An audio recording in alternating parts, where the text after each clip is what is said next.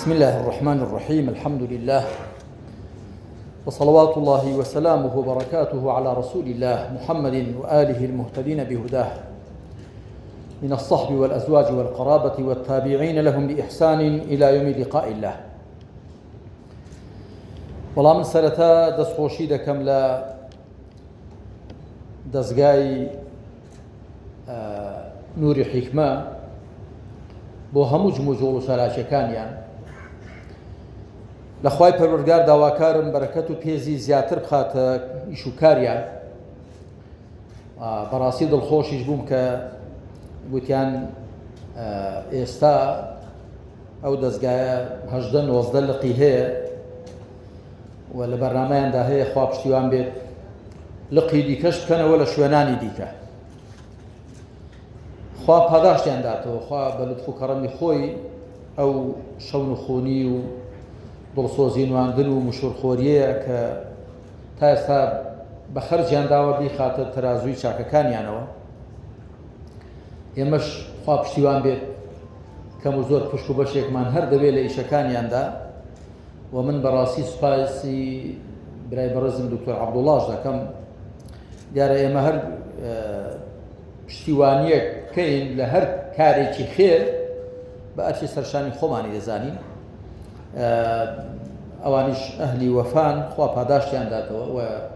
ئێمە بۆ داهاتووش چ بۆ دەستگای نوری حیکمە چ بۆ هەر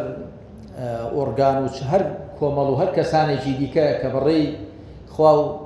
بەڕێی شوێنی پێغەمبەری خوادا عەلەیهی سەڵات وسەلام هەنگاو بنێن هاوکاریکردنیان و دەستبار بۆ گرتنیان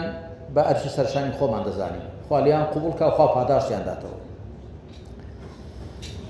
بەڕێزان، یارە دەستگای نوری حیکمە هەڵساوە بە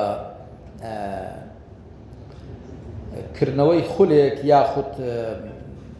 سازکردنی کتێب خوێندنەوەیەک، ئەویش بریتی بۆ لە مەوسوعەی ئیمان و ئیلحاد کە بەندە کاتی خۆی نووسیوێتی و تا ئێستا 2 جار چاپ کراوە.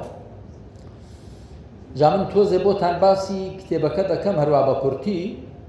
و ئەوەی کە نەیبینیوە یا نەیخوێندۆتەوە یا پێی ئاشنانی تۆزە پێی ئاشنا بێ و دوایش بۆتان باسی خودی بابەتەکەش دەکەم. بەنسبەت ئەو کتێبە دیارە لە 5 بەش پێک هاتووە. بەشی یەکەم 7 کورتە باسی گرنگ کە وەکو مەدخەل و چوونە نێوێکە بۆ کۆی مەوسوعەکە. بەشی دووەم بەڵگە درەوشاوەکانی ئیمان و دەلالەتی هەر کام لە عەقڵ و زگماک و عەقڵ و زانست و وەحی لەسەر بەرزی و مەزنی خوا، لەسەر پەروەردگارەتی خوا سوبحانە وتەعالە. بەشی سێیەم سەرگوزشتەی ئیلحاد و بیانوە پوچەڵەکانی و هۆکارە ڕاستەقینەکانی کە پاڵ بە خەڵکەوە دەنێن بەرەو ئیلحاد بچن. و بەشی چوارەم پوچەڵکردنەوەی 12 گومان و ئیشکال و بەشی پێنجەم و کۆتاییش بریتێ لە داخوازی و دەرەنجامەکانی خواناسی. کەسێ خوا بناسێ ئەم خواناسیینە چی لێ داوا دەکات.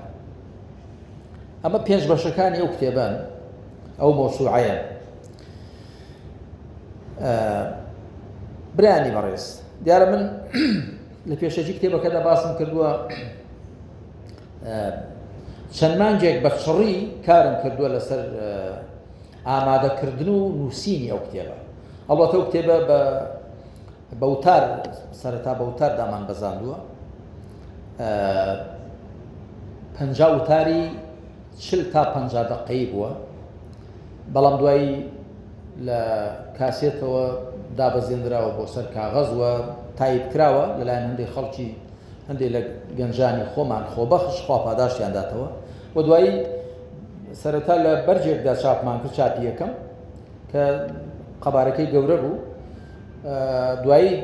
لە چاپی دووەمیدا کراوە بە 2 بەرەک لەلایەن نووسینگەی تەفسیرەوە هەردوو چاپەکەی کراوە. ئەو مەوسوعەیە بەڕاستی من خۆم پێوە ماندوو کردووە و هەر لە خۆش من دەستم بە نووسینی ئەو مەوسوعەیە نەکرد، بەڵکو وەکو هەموو کتێب و نووسینەکانی دیکەم دوای ڕاوێژکردن و دوای ئیستیخارە و دوای دڵڕۆشنیەک بەڕای خۆم دڵڕۆشنیەک لایەن خوای پەروەردگارەوە ئاماژەیەک دڵڕۆشنیەک ئەمجا دەستم پێ کرد و خوای پەروەردگار ئاسانی کرد. من بۆ نووسینی ئەو کتێبە ئامادەکردنی هەرچەند نزیکەی 106 سەرچاو نووسیوە، بەڵام ڕەنگە 150 زیاتر خوێن بێتەوە کتێب. هی ئەوانەی کە ملحدن کتێبەکانیان کە تەرجەمەی عەرەبی کراوە، هێندێکیان بە تەرجەمەی فارسی هەن، کەمێکیان بە کوردی، و چ ئەوانەی کە بەرپەرچی ئیلحادیان داوەتەوە. و من بەڕاستی بە قوڵی دیڕاسی ئەو بابەتەم کرد. هەڵبەتە لە مێژێشە سەر و کارم لەگەڵ ئەو بابەتەدا هەیە. هەمووتان ڕەنگە لە یادتان بێ من یەکەم بەرهەمم کتێبی پوختەیەک دەربارەی ئیسلام، تەفسیری سوورەتی فاتحە، لەوێشدا کە یەکەم بەرهەمم بووە لە 83 نووسیومە، واتە چەند ساڵ لەمەوە پێش، 47 ساڵ لەمەوە پێش تقریبەن، لەوێشدا ئەوم کردووە ئیسلام و ڕێژکانیش، و دواتر خواناسی ئاین ئیمان، و دواتر ئیمان و عەقیدەی ئیسلامی بەرجی دووەمم بۆ ئەوە تەرخان کردووە. دواتر شەرحی عەقیدەی تەحاوی. بەڵام ئەوەی ئەم مەوسوعەیە خاصە بە تایبەتە بە حاڵەتی ئیلحاد و ئیلحادی هاوچەرخ، ئەو ئیلحادەی کە ئێستا ڕەواجی پێدەدرێت. من بۆ خۆم کە نووسەری ئەو مەوسوعەیەم پێم وایە هەر کەسێک زۆرێک لە گومان و ئیشکال و دڵەڕاوکەی هەبێ ئەو مەوسوعەیە بخوێنێتەوە، بەڵام بە تێوەڕامانێکی باشەوە، بە ئیستیعاب و وەخۆگرتنێکی باشەوە، پێم وایە کە هەرچی گومان و ئیشکالە خوا پشتیامی لە دڵ و عەقڵیدا دەڕەوێتەوە. ئەو بەنسبە کتێبەکەەوە زیاتری لەسەر نابێن، چونکە مەوسوعەیەکی 1200 لاپەڕەی دیارە زۆری دەوێ باسی بکەین. با بێمە سەر باسی ئیلحاد. ئیلحاد مەبەستمان پێ ئەو حاڵەتەیە کە کەسانێک نوکۆڵی بکەن لەوە کە ئەم گەردونە، ئەم دەوروبەرە، ئەم بوونەوەرە کە ئێمە تێدا دەژین خاوەنێکی هەبێ. ئەو خاوەنەی هێنابێتە دی، سیستم و نظامی بۆ دانابێ، بەڕێوەی بەرێو سەرپەرشتی بکە، و دواییش قۆناغێکی دیکە هەبێ لەسەر ئەو شێوە ژیانەی کە خەڵک لەسەر زەوی دەیگوزەرێنێ سزا و پاداش و لێپرسینەوەی هەبێ. ئەم حاڵەتی ئیلحاد لە مێژووی بەشەریەتدا بووە، بەڵام حاڵەتێکی ڕیسپەڕ و دەگمەن بووە. لەم عەسر و زەمانەی ئێستای ئێمەدا من لە بەشی سێمی ئەو مەوسوعەیەدا باسم کردووە، سەرگرزوشتەی ئیلحاد، سەرهەڵدانی ئیلحاد لە ڕۆژ ئاوا و بیانوەکانی ئیلحاد، بیانوە پوچەڵەکانی و هۆکارە ڕاستەقینەکانی. باسم کردووە کە ئەو ئیلحادەی ئێستا دەم ڕۆژگاری ئێستاماندا هەیە، ئەمە لە حاڵەتێکی نائاساییدا پەیدا بووە، سەری هەڵداوە. لەوێدا بە تەفسیل باسم کردووە لە دەوری 50-60 لاپەڕدا کە بۆ ئیلحاد لە ئەوروپا لە ڕۆژاوای ئێستا سەری هەڵدا. هۆکاری زۆرن، سەرەکیترین هۆکار تێکدانی ئەو ئاین و ئەو کتێبە ئاسمانی و کە لە بەردەستی بەشەریەتدا هەبوو، هەردوو پەیمانی کۆن و نوێ، و نەبوونی شارەزایی لە لایەن خەڵکی ڕۆژ ئاواوە بە وەحی ڕاستەقینەی خوای پەروەردگار، دوانوسخەی وەحی خوا کە لە قورئاندا بەرجەست هەیە. هەروەها کۆمەڵی هۆکاری دیکە کە دین بەرجی سیاسەتی بەبەردا کرابوو، و لە فەلسەفەی یۆنانی لەوێوە ئاو دەدرا، و هەموو ئەو قەزیانەی کە لەلایەنی کڵێساوە تەبەنی کرابوون دەرهاویشتەی فیکری فەلسەفەی یۆنانی بوون. دوایی کە زانست بەرەو پێشەوە چوو، فیکری بەشەر هەمیشە ڕێژەییە، هەندێک شت دەزانێ و هەندێک شت نازانێ. ئێستا شتێک بەڕاست تێگەیشتۆ دوای بۆی دەردەکەوێت کە هەڵەیە. کە ئاینی کڵێسا، ئاینی نەسڕانی، هەموو ئەو شتانەی کە دەرهاویشتەی فەلسەفەی یۆنانی بوون و دەرهاویشتەی زانستی پێشتر بوون، بۆ وێنە لە لە گەردون ناسیدا بیرۆزەکانی بەڵتلیمۆس و ئیقلیدیس لە طیبدا هەندێک لە بیرۆزەکانی یۆنانیەکان دوای کە زانست بەرەو پێشەوە چوو دەرکەوت ئەوانە هەڵەن نەسرانیەتیش ئەوانەی تەبەنی کردبوونی بە بەشێک لە دین دوای کە دەرکەوت ئەوانە هەڵەن خەڵک لە خودی دینەکەش کەوتە گومانەوە نەیانزانی کە لە ڕاستیدا ئەوە بەشێک نین لە کتێبی لەو کتێبێک کە خوا بۆ عیسای دابەزاندووە ئەمە هۆکارێکی دی تێکدرانی ئەسڵی دین بوو کە خوا بۆ هەموو پێغەمبەران عەلەیهیمو سەڵات وسەلام ئاینی یەکتاپەرستی تەنیا خواپەرستی دابەزاندووە وەکو لە ئایەتی ژمارە 25 سوورەتی ئەلەنبیادا دەفەرمێ وما أرسلنا من قبلك من رسول إلا نوحي إليه أنه لا إله إلا أنا فاعبدون پێغەمبەری خاتم دەدوێنێت صلى الله عليه وسلم دەفەرمێ لە پێش تۆدا هیچ ڕەوانەکراوێکمان نەناردووە مەگەر سروشمان بۆ لا کردووە کە جگە لە من هیچ پەرستراوی دیکەنی تەنیا بەندایەتی بۆ من بکەن هەموو پێغەمبەران بە تەوحیدەوە هاتوون کەچی ئاینی مەسیح سەڵات و سەلامی خوای لەسەر بێ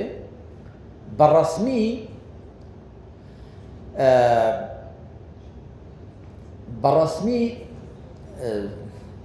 سێتی خوای پەروەردگاریان تەبەنی کرد لقد كفر الذين قالوا إن الله ثالث ثلاثة بەڕاستی بێبڕوا بوون ئەوانەی گوتیان خوا سێنی سێکانە ئەوانە گوتیان خوا یەکە و سێشە خوا یەکە بەڵام سیانیشە الأب الابن الروح القدس ئاب مەبەستیان پێ پەروەردگارە ئیبن عیسایە و الروح القدس جیبریلە یان هەندێکیان مەڕیەمیان داناوە گرنگەوەیە ئاینی مەسیح لە یەکتاپەرستی و تەنیا خواپەرستیەوە گۆڕا بۆ سێشتپەرستی ئەمە وەکو عەقیدەکەی وەکو شەریعەتەکەشی لە ڕاستیدا ئاینی مەسیح شەریعەتێکی سەربەخۆی تێدا نەبوو وەکو من لەو مەوسوعەیەدا بە تەفسیل باسم کردووە عیسا عەلەیهی سەڵات وەسەلام بۆ شەریعەت پشتی بە تەورات بەستووە مصدقا لما بين يديه من التوراة ولأحل لكم بعض الذي حرم عليكم من أو توراتي لبيش دستي منو هاتو براسي دزاني مهندي يشيش كا لتورات دا ليتان قدغ كرا ولا جولك كان من بوتان روادكم لبر أو أخوة هندي شي لجولك كان قدغ كربو لبس هركيشو ياخيبون لا دانو تاوان يعني هندي شي قدغ كربو كو سزادان عيسى عليه الصلاة والسلام أو قدغ كراواني لا بردن ولأحل لكم بعض الذي حرم عليكم كواتا مسيح عليه الصلاة والسلام هلا إنجيلك خوشي دا شريعتي تدا نبو بو شريعت همو بيغمبراني بنو إسرائيل اعتمادي على سر توراة هو إنا أنزلنا التوراة فيها هدى ونور يحكم بها النبيون الذين أسلموا والربانيون والأحبار بما استحفظوا من كتاب الله وكانوا عليه شهداء توراة كتابي همو هوزي بنو إسرائيل هو وتوسي يعقوب عليه الصلاة والسلام كان أزناوكي إسرائيل هو وشيء عبرية بناوي عبد الله إسراء يعني عبد إيل يعني الله هر لأصل دام نصرانية شريعتي جدانه شريعتك هي بريتيبو للتوراة هر بوي إسان نصرانية كان دو كتاب يعني بيماني كونو بيماني نوير بهمو دلن هولي بوك الكتاب المقدس بهردو بيماني كونو بيماني نوير لحالك دا كجولكا تنيا دان ببيماني كون داديانا بلام نصرانية كان لبرو كان مسيح لأصل دا هاتوا كتوراتي بيش خوي براز دزاني ومسيح همو بيغمبراني بيش خوي براز زانيوا ومجدشي داوا بهاتني بيغمبري كوتاي محمد صلى الله عليه وسلم وكل سورة الصف دا فرميه وإذ قال عيسى بن مريم يا بني إسرائيل إني رسول الله إليكم مصدقا لما بين يدي من التوراة ومبشرا برسول يأتي من بعد اسمه أحمد أي بنو إسرائيل من روانك رأي إخوان بولاييوا أو كتابي لفيش منوي كتوراة براسي دابنين ومجدشتان بيدا دان ببيغمبر لدوام مدينة أحمد صلاة والسلام إخوة على سلام بيغمبران بي جاء أوش هوكاري جيدي لقل كومل هوكاري دي إلحاد أم إلحادي تازية لە ڕۆژ ئاوا سەری هەڵدا بە پلەی یەکەم. برای خۆشەویستەکانم، من لەبارەی ئیلحاد و بەرپەرشدانەوەی ئیلحاد و پاراستنی نەوەی نوێمان لەوە کە کەونە ژێر هەژمون و کاریگەری ئیلحاد حقیقەت بەو پاڵە ڕوهاندەرە ئەو مەوسوعەیەم نووسیوە وەکو ئاماژەمدا هەندێک کتێبی دیکەشم هەر لەو بارەوە نووسیون کە ئێستا لەو مەقامەدا ئاماژە بەو کتێبەیان دەکەم، خواناسی ئاین ئیمان درەوشاوەی ئیسلام و پوشەڕی ڕێژەکان. ئەم کتێبە تا ئێستا 3 جار چاپ کراوە، چاپی سێمی لە تورکیا ساڵی 2020 چاپ بووە. لەوێشدا دیسان باسی ئەوەم کردووە بەرپەرشدان و ئیلحاد و سەلماندنی ئیمان و خواناسی. ئێمە دەبێت ظروف و زمانی خۆمان باش بناسی و دەبێت کۆمەڵگای خۆمان باش بناسی. برا خۆشەویستەکانم، ئێستا هەندێک حیزب هەن لە هەندێک بەشی کوردستانە، من ناوی کەس نایەنم، بەڕەسمی ئیلحادیان تەبەنی کردووە. یعنی بەڕەسمی پیکرەی ئیلحاد نقوڵیکردن لە بوونی خوا و بوونی وحی خوا و پێغەمبەران و ڕۆژی دوایی ئەوانە هەمووی بەڕەسمی تەبەنیان کردووە. و من لە ڕووی زانیاریەوە قسە دەکەم، کتێب لەو بارەوە چاپ دەکەن، بەڵام ناوی خوانی لەسەر نانووسن و لە مقەڕەکانیاندا و لە بنکەکانیاندا محاضرە لەو بارەوە دەڵێنەوە، ئینکاریکردنی بوونی خوا سبحانه وتعالى. جا تەماشای ئەو بەڵاو مصیبەتە بکەن، خەڵکێک بەو چاو چۆڵانەوە بێ ئیدعای کوردایەتی بکە، ئیدعای ئەوە بکان نەتەوەکەی ڕزگار دەکات، بەڵام نەتەوەکەی موسڵمانە 95 چەندی وەکو دەڵێن، بەڵام ئەو حیزبە کە خۆی بە دڵسۆزی کورد و کوردستان دەنوێنێ بەڕەسمی بیرۆکەی ئیلحادی تەبەنی کردووە. لە مارکسیزم لێنینیزم گەڕێ بۆ شۆڕش و خەبات، ئەوە کاتی خۆی مۆدێلێک بوو لەو پەڕی چەپیان تا ئەو پەڕی ڕاستیان حیزبەکانی کوردستان هەموویان مارکسیزم لێنینیزمیان تەبەنی کردبوو لە حەفتاکان و پێشتر لە 60ەکان و دوایی لە 80ەکان. ئەو کاتی من کتێبی ئیسلام و ڕێچکانم نووسی، کتێبی ئیسلام و ڕێچکانم کە نووسی 5000 نوسخەی لێ چاپ کرا، بەس لە سلێمانی 2500 نوسخەی لێ فرۆشرا. حیزبێکی ئەم بەشەی کوردستانی خۆمان، ئەم باشووری کوردستانە، ئەوەندە پێی قەڵس بوون لە هەندێک شوێنە و کتێبەیان کۆ کردبەوە، کڕی بوویان لە بازار سووتان بوویان. ئەوە لە ساڵی 85 کە کتێبەکەی تێدا چاپ کرا. جا بۆیە وەستانەوە لە بەرامبەری ئیلحاددا زۆر پێویستە و بەڕاستی هەر کاتێک مرۆڤ پەیوەندی لەگەڵ خوا بچڕا سبحانه وتعالى هیچ معنایەک نامێنێتەوە بۆ هیچ شتێکی. وەکو من لەو کتێبەدا باسم کردووە، لەو کورتە باسانەی کە باسم کردووە، سوودەکانی ئیمان چیە لە ژیانی مرۆڤدا، وەکو تاگ، وەکو خێزان، وەکو کۆمەلگا، وەکو دەوڵەت، و زیانەکانی ئیلحاد چین لە ژیانی تاکدا، لە ڕووی بووناسیەوە، لە ڕووی فیکریەوە، لە ڕووی ڕەوشتیەوە، لە ڕووی خێزانیەوە، لە ڕووی کۆمەڵایەتیەوە. زیانەکانی ئیلحاد چین؟ کاتێک مرۆڤ پەیوەندی لەگەڵ خوا دەپچڕێ سبحانه وتعالى هیچ معنایەک بۆ ژیانی نامێنێتەوە، سفر دەبێتەوە. خوا سبحانه وتعالى دەفەرمێ ولا تكونوا كالذين نسوا الله فأنساهم أنفسهم. وەکو ئەوانە مەبن کە خوایان لەبیر چوو فەرامۆش کرد، خوا خۆیانی لەبیر بردنەوە. مرۆڤ کە خوای نەناسی خۆی نەناسێ. نسوا الله فنسيهم إن المنافقين هم الفاسقون. مرۆڤ کە خوای نەناسی معنای وا چەقێکی نییە بۆی بگەڕێتەوە، ون دەبێ، سەراسیمە دەبێ، سەرگەردان دەبێ، خۆی نازانێت چییە. جا من ناوی کۆمەڵێک لە مولحیدە ناودارەکانی ئەم ڕۆژگارم هێناوە، ستێپینگ هۆکینگ، هتژنس، سام هارس، ئەوانە کە ئێستا ئیلحادیان تەبەنی کردووە و ڕەواجی پێدەدەن. لە هەندێک چاوپێکەوتندا کە من هەندێکیان کوڕەکانم و هەندێکیان خەڵکی دیکە بۆیان تەرجمە کردو لە ئینگلیزیەوە، پرسیار لێ دەکەن تۆ کە ئیلحاد و تەبەنی کردووە چه معنایەک دەمێنێتەوە بۆ ئەخلاق؟ بۆ وێنە فەرقی چییە کە تۆ ئافرەتێکی نامەحرەم یاخود بێنی یعنی کە مەحرەمت نییە خوشک و دایک و کچت نییە یاخود ئافرەتێکی مەحرەم بێنی بە هاوسەری بگری فەرقی چییە؟ دەڵێ ئەمە لەبەر ڕەچاوکردنی کۆمەلگا لەنای هیچ فەرقی نییە. هەر لە ڕاستیدا کە ئیلحاد یعنی یەک تەور لە بنی هەرچی ئەخلاق دەدا ئەخلاق هیچی معنای نابێنێ، حەڵاڵ و حەرام هیچی معنای نابێنێ، ئەسڵان ژیان معنای نابێنێ، بۆ دەژی بۆ هاتووی هیچ معنای نابێنێ. بۆی ئەوانە هەندێک لە ملحیدەکان یاخود ئەوانەی کە بیرۆکەی ئیلحادیان دەچێتە عەقڵ و دڵەوە نەتیجە خۆ دەکوژن، هیچ معنایەک نییە بۆ ژیانیان. بۆیە بەڕاستی ئەمە ئەرکێکی زۆر گەورە و گرنگی سەرشانمانە کە ئاگامان لەم جیل و وەچەی ئێستامان بێ لاوەی کە لێمەوە نزیکە کەم و زۆر خوا پاراستویەتی، بەڵام ئێمە هەر بۆ خۆمان نین.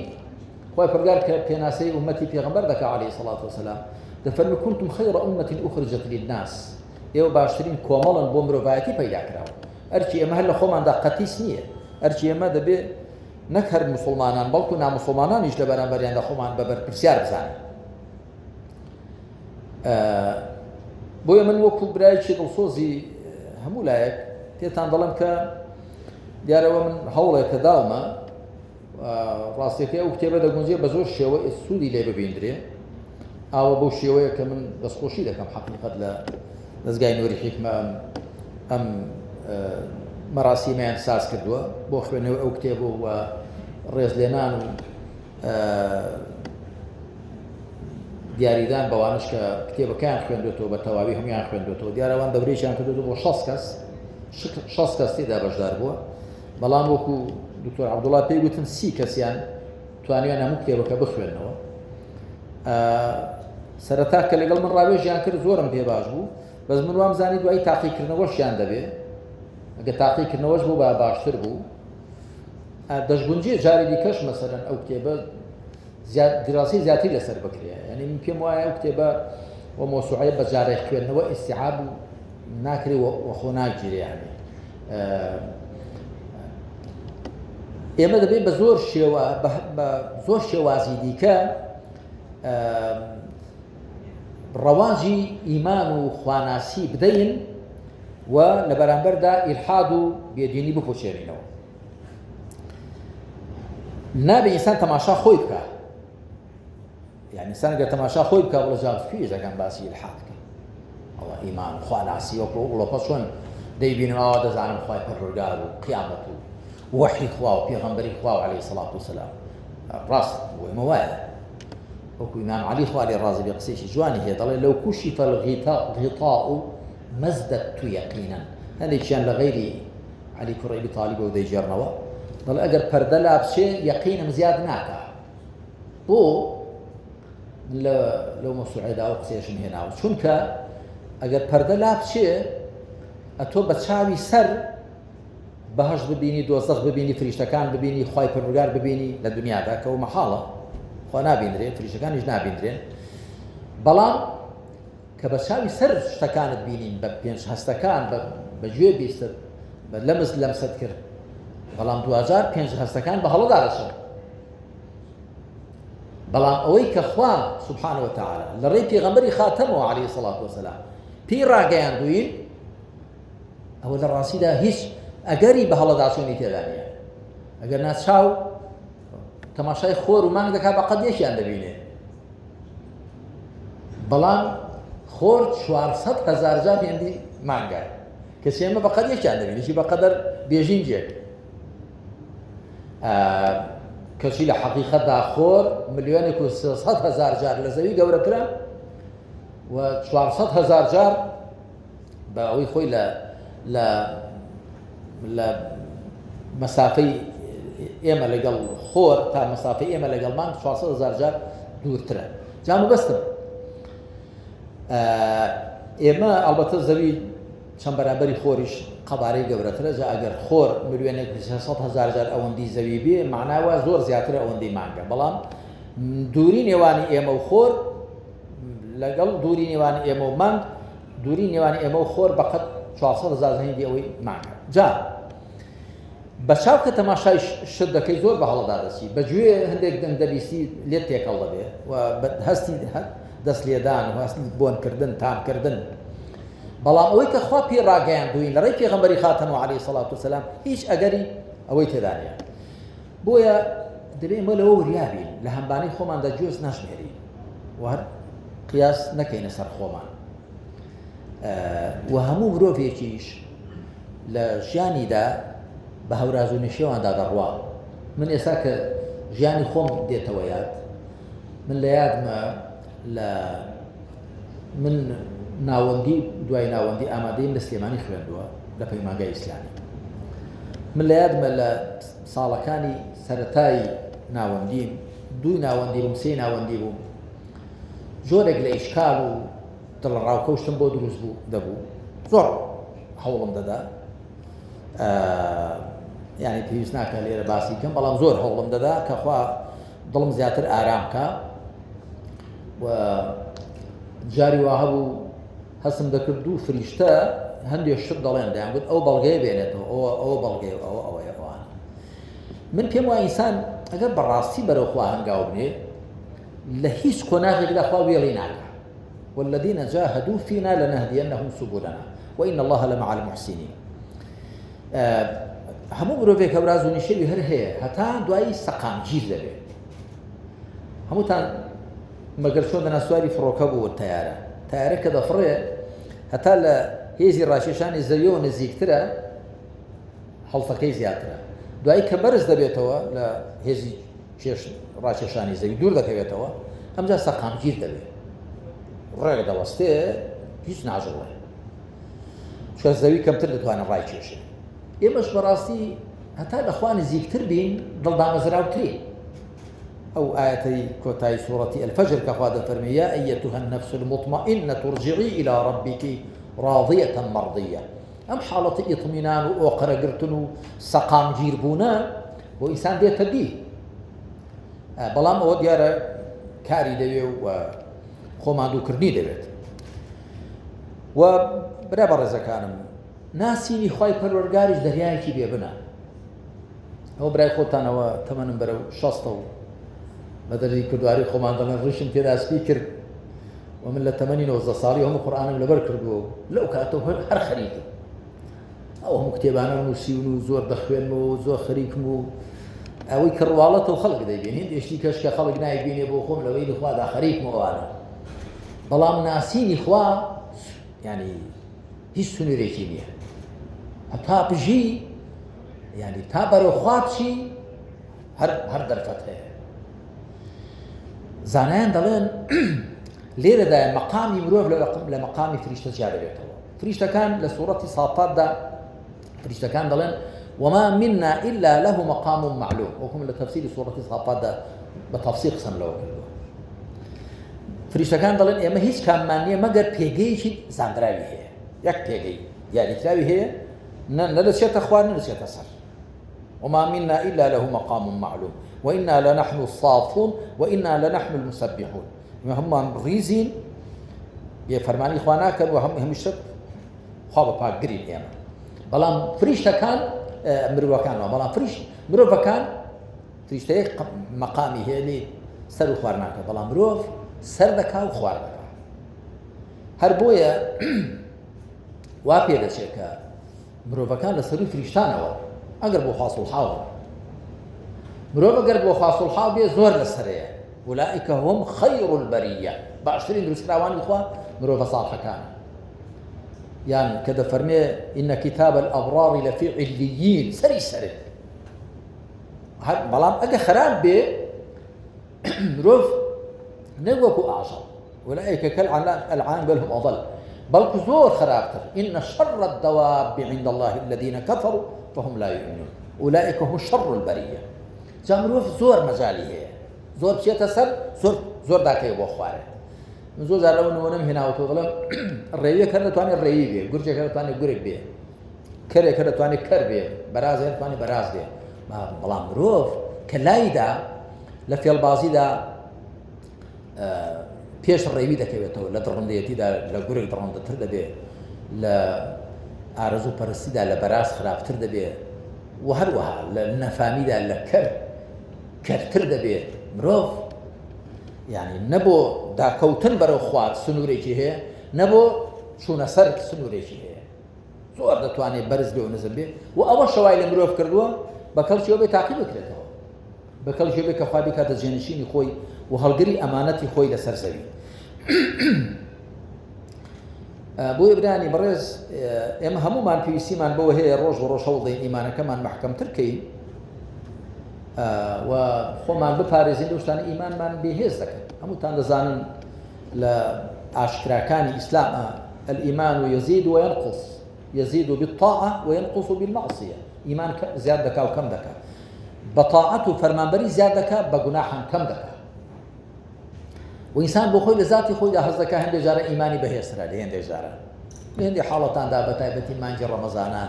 أو كاتان إنسان عبادتي شي زيادة دكا هزدكي شفافية الروني دلت زيادة وكاتي تشي جناح ولادان ومصيبة وضعي شي خراب دبي هزدكي دلت زيادة تاريخ دادي هەمووان دەبێت کار لەسەرەوە بکەین ئیمانی خۆمان و ئیمانی دەوروبەرمان باشتر بێ خواناسی و خواپەرستیمان چاکتر بێ و خۆش بپارێزین لەو شتانەی کە ئیمانمان دەلەقێنن و بێهێز دەکەن خوای پەروەردگار ئێمەی لەم ژیانی سەرزەویدا داناوە وەکو لە یەکێک لە کورتە باسەکانی بەشی یەکەم دەباسم کردووە ئایا خوا سوبحانه وتعالى نەتوانێت ئێمە وا خۆڵقێنێ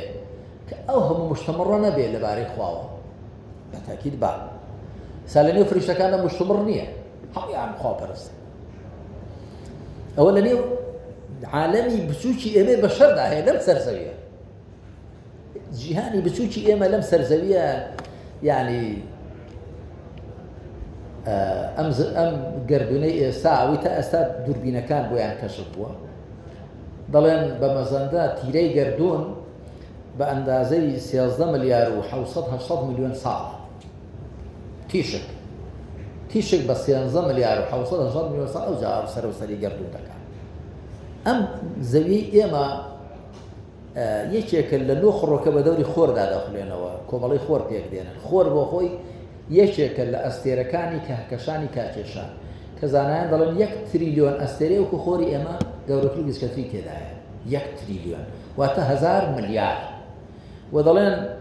وەکو ئەو کەهکەشانەی ئێمە هەندێک دەڵێن 200 ملیار هەندێک دەڵێن 1 تریلیۆن واتە 1000 ملیار کەهکەشانی وا دۆزراوەتەوە ئەوە هەمووی لەو ئاسمانەدا لەو گەردونەدا کە تەلەسکۆبەکان دەیبینن کە وا پێدەچی هەمووشی لە سنووری ئاسمانی یەکەمدا بێ ئەمجا ئەو سنووری ئاسمانی یەکەمە نازانی لە چۆ کۆتایی دێ چکە خوا دەفەرمێ وزينا السماء الدنيا بمصابيح وهم لسورة فصلت هم لسورة ملك دا آسماني الدنيا مؤنث الأدنى وتنزيكتر آسماني نزيكتر لإيمان بشران رازان دوتو آسماني نزيكتر لإيمان وتا آسماني يكم بالنسبة لإيمان يكم لسري أو دوهم وسيم وشوارع وبينزم وششم وحوتم أمزا لسري أو شو سيدرة المنتهى وعرش فايبر رجارو هر خوارزان الشيء اللي كيقول خاندوه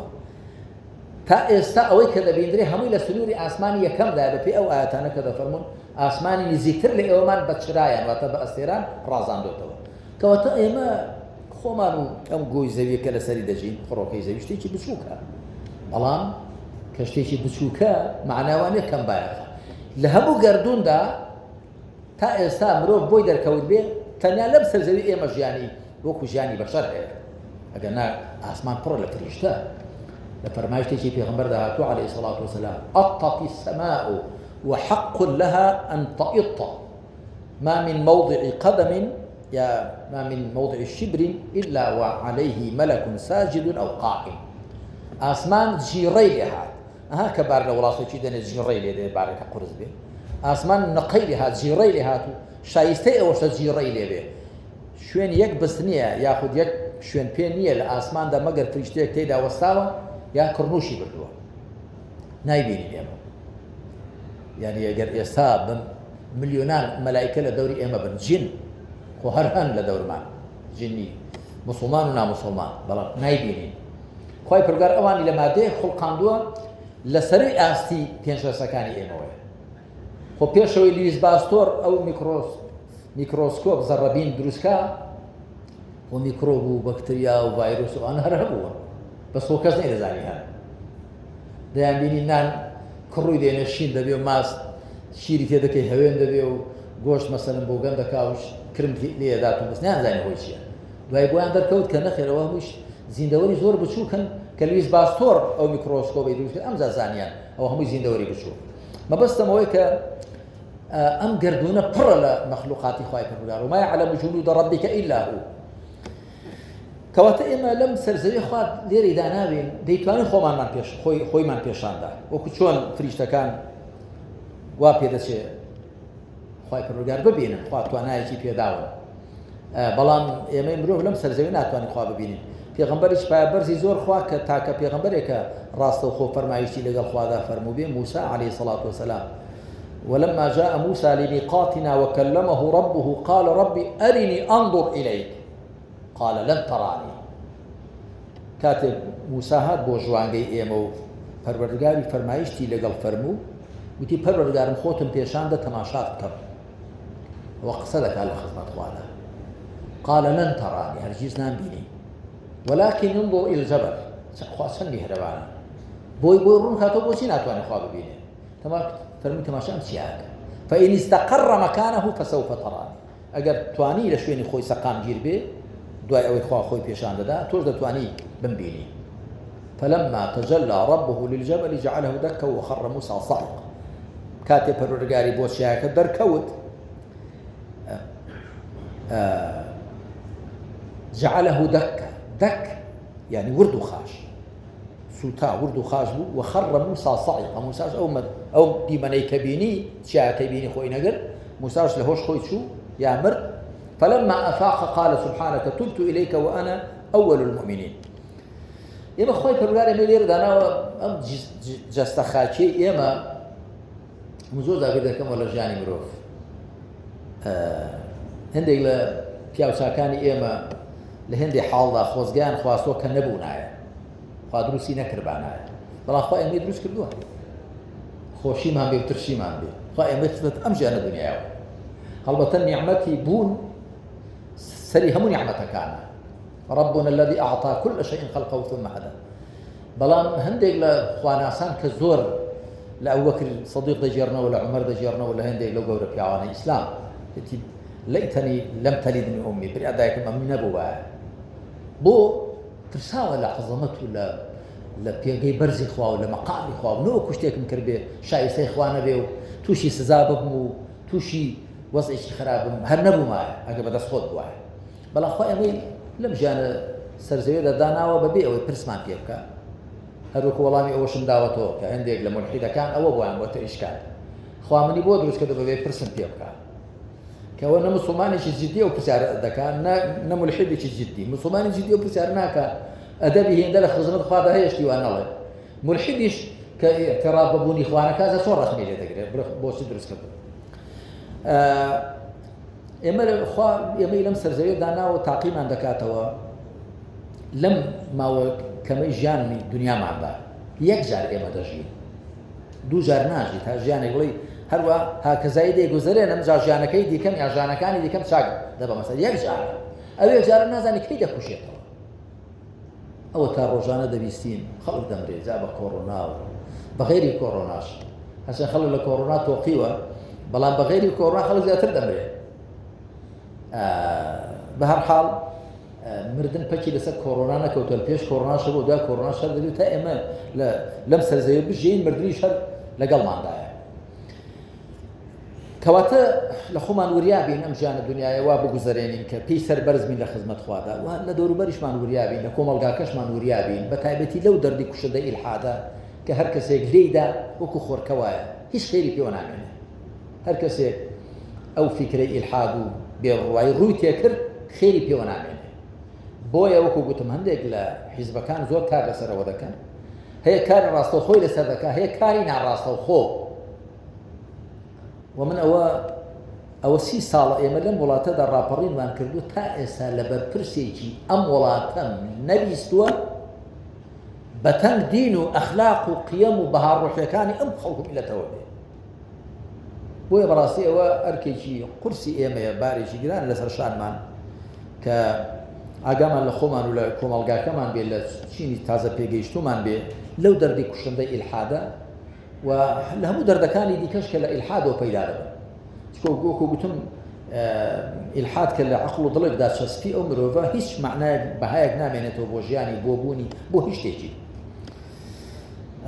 هیوادارم ئەو سیبرایی کە ئەو مەوسوعەیان خوێندوێتەوە باش دی تێگەی بن و بەهرەی باشیان لێ وەرگر بێت و بۆ خۆشم ئینشاءڵڵا بەهرەی باشم لە نووسین و لە ئامادەکردنی وەرگر بێت و هیوادارم برایانی دیکەش چ ئەو کتێبە شتی دیکەش هەر هەیە بە عەرەبی نووسراون و ئەوانە بەڵام بە هەر حاڵ من هەوڵم داوە ئەو مەوسوعەیە کە ئامادەم کردووە لە زۆر سەرچاوان ئیستیفادەم کردووە فیکر و ئەوەی خۆشم زۆر خستووەتە گەڵێ پێم وایە کە کلێنێکی باش دەگرێت لە کتێبخانەی کوردیدا و کلێنێکی باشی گرتووە و ئومێدوار کەسێ بیخوێنێتەوە بەهرەی باشی لێ وەربگرێت من لێرەدا کۆتایی بەخسەکانی خۆم دێنم جاریش کەس دەستخۆشی دەکەمەوە لە دەستگای نووری حیکمە خوا پاداشیان داتەوە بۆ ئەم کارە و بۆ هەموو کارە چاکەکانی دیکەیان و پێزی زیاتر قاتە ئیش و کاریان وەخوا بە لوتف و کەڕەمی خۆی ئیخلاص و ساغی و پاکی لە دڵ و دەرونی هەموماندا زیاد کە بۆ ئەوەی هەموو کردەوەکانی دیکەشمان چاکتر و بەرهەمدارتر و بەپێستر بن بێگومان گۆزەچی تێدا بێ ئەوەی لێ دەڕژێ و زمان کەوچکە و دڵمان جەڵا ئەو دڵمان ئەگەر پڕ بێ لە محەبەت بۆ خوا و بۆ پێغەمبەری خوا و عەلەیهی سەڵات وسەلام دڵسۆزی بۆ ئیسلام و مسلمانان هەر ئەوەش لەو دڵ و دەرونەمان دێتە دەست صلى الله على محمد وعلى آله وصحبه أجمعين والحمد لله رب العالمين